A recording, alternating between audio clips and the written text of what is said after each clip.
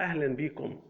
دايما في صحة وسعادة، ودايما بيننا وبين بعض التثقيف الغذائي نتقي بيه الأمراض وآلام الأمراض والنفقات اللي بتنفق على الأدوية بكل طبيعي وبكل صحي وسهل ومتاح عندنا. النهاردة بنتكلم عن ليه كل حاجة وهي صغيرة جميلة جدا محبوبة.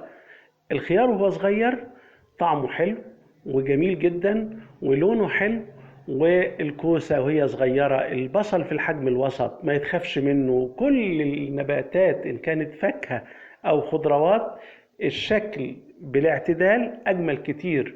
وكمان اللحمة الصغيرة تستوي أسرع وطعمها أحلى وشكلها ولونها كمان أجمل، واللحمة الكبيرة بتاخد وقت أطول وكمان مش تبقى زي اللحمة الصغيرة أبدا.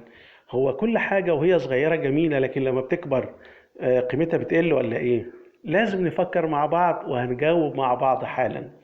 الحقيقة ربنا سبحانه وتعالى حكم وقال في آيات القرآن العزيز: وجعلنا من الماء كل شيء حي. صدق الله العظيم.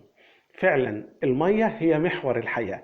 تخيل حضرتك الخلايا عند بداية التكوين مية، نسبة المية عالية جدا فيها. تعال شوف أي نبتة بتطلع ثمرة صغيرة وحلل تلاقي نسبة المية تكاد تبقى فوق ال 98 و 99%. طيب بعد التشكيل تبدأ كمية من الألياف تتواجد ضمن المركب الغذائي، إن كانت لحوم أو دواجن أو خضروات وفاكهة وخلافه. كمية المية دي بتبقى عالية جدا والألياف قليلة وهو صغير. لما يبدأ النموات تزيد يبقى بيحتاج ألياف أعلى، سواء ألياف دايبة أو ألياف غير دايبة بتبقى موجودة بشكل تزيد، وكل ما تزيد تقل كمية المية دي، تركيزها يزيد على حساب تركيز المية.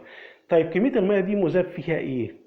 مذاب فيها كل الأملاح المعدنية، الكالسيوم والفوسفور والمغنيسيوم كل الأملاح المعدنية اللي الإنسان يقدر يعرفها موجودة دايبة في المية. كمان المركبات الفلافونيد ومضادات الأكسدة ومركبات الريحة اللي بتميز المنتج ده إن كان فاكهة أو خضار، ومركبات الطعم اللي كمان بيميز المنتج ده إن كان بطيخ أو كل أنواع الفاكهة بقى. طيب بمجرد ما تبدأ تتكون الألياف تقل معدل المية، يتضح السكر يبقى أعلى، أو تتضح المركبات اللي بتدي طعم للمكون اللي ربنا قدره ده تدي الطعم المميز ليه أكتر. طيب ده اللي عندي إيه؟ ده مش دايم، لكن الطعم ده بيوصل عندنا لاستصاغة لعند درجة معينة، بعدها الطعم ده يبدأ يتغير عندنا لأن الألياف بتزيد والمية تقل، ولما المية تقل بيقل معاها كل المركبات اللي بتحملها واللي دايبة فيها من أملاح معدنية وفيتامينات ومواد للريحة ومواد للطعم، كل حاجة. وهنا الألياف بتحتاج درجة حرارة أعلى ومدة أطول للسوى. طيب والقيمة الغذائية؟ أيوة فعلا أقل. اللي بياكل بامية كبيرة غير اللي بياكل بامية صغيرة، اللي بياكل لحمة كبيرة غير اللحمة الصغيرة. لكن دايما نقول إن الوسطية جميلة جدا، ده بخلاف طبعا مصدر المية ومصدر الأملاح المعدنية اللي جاي. يعني الأملاح المعدنية والمية اللي دايب فيها الأملاح المعدنية المفترض تبقى مصدرها الأرض للنبات. طب لو احنا أوجدنا الصوب والمركبات اللي بتبقى بتخلي النبات يحتفظ بالمية بقدر عالي، لكن في أوقات غير أوقات إنتاجها، في مواسم غير مواسم إنتاجها، يا ترى ده إيه؟ النبات هيحتفظ بالمية لكن بمعدلات من الأملاح المعدنية مغاير ومختلف في التوازن عن الطبيعي، وبالتالي هتاكل خيار لكن طعمه وريحته مش خيار، هتاكل بامية طعمها مختلف وشكلها مختلف. يبقى احنا هنعود أجيالنا وأنفسنا على أطعم غير الأطعمة الطبيعية اللي بيتميز بها النبات في الموسم بتاعه وفي التوقيت بتاعه واللي ربنا قدره ليه واللي بينفع الجسم في التوقيت ده. طيب واللحوم كده برضو هقول لحضرتك على حاجة. اللحوم الطبيعية احنا قلنا قبل كده ان اللحوم الطبيعية بتورث الجسم صحة قدر المكونات اللي بتحتويها. الكائن الحي اللي انت بتاكله ان كان فراخ بلدي يبقى حركته عالية فصحته وقيمته الغذائية عالية وبروتينه عالي جدا 24 28%. لكن فراخ البيضة او المزارع البيضة اللي بتدي دواجن حركتها اقل يبقى بروتينها اقل 8% او 12%. يبقى الموضوع فعلا الموضوع مختلف، مفيش اجمل من الطبيعي في التنشئة وكمان في توفير المصادر الطبيعية ليه إن كان نبات أو حيوان. لكن في مركبات مش بتتأثر بالنموات، يعني زي ما أنت بتقول إن الألياف بتزيد فالطعم يختلف والمية تقل وتبقى نازلة، أو فقدنا المية ففقدنا فيها الأملاح المعدنية وكل المركبات الجميلة اللي بيتميز بها النبات. الألبان مثلا المية ثابتة، المكونات ثابتة، تختلف من حيوان لحيوان ومن نوع لبن لنوع لبن.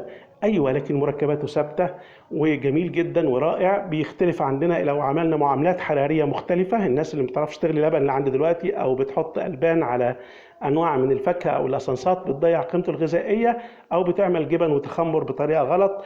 المهم مش مشكلتنا، لكن مشكلتنا إن الألبان تركيبها ثابت وفي يعني مكونات تانية أو أغذية تانية ثابتة في تكوينها. لكن المتغير أنت تنصح بإيه؟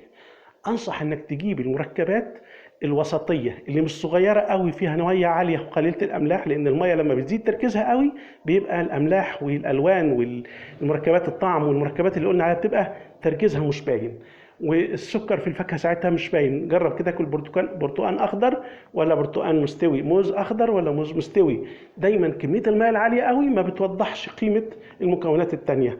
طيب عند التركيز بقى المية قلت شوية وبدأت الأطعم دي تزيد، أيوة الإنسان بيستسيغ ده.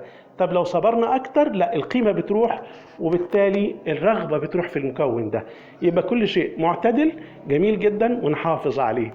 اللحوم جيدة جدا، الكبيرة فيها بعض الامتيازات، لكن الوسطية أو اللي هي صغيرة بس مش صغيرة أوي طبعا، مش يبقى لحوم تستوي بسرعة اللي هي لحوم الضاني، اللحوم البتلو، لا بتبقى قيمتها الغذائية تستوي بسرعة وريحتها مميزة، لكن قيمتها الغذائية أقل من غيرها.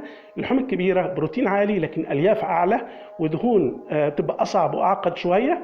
لكن عموما الوسطية جميلة جدا.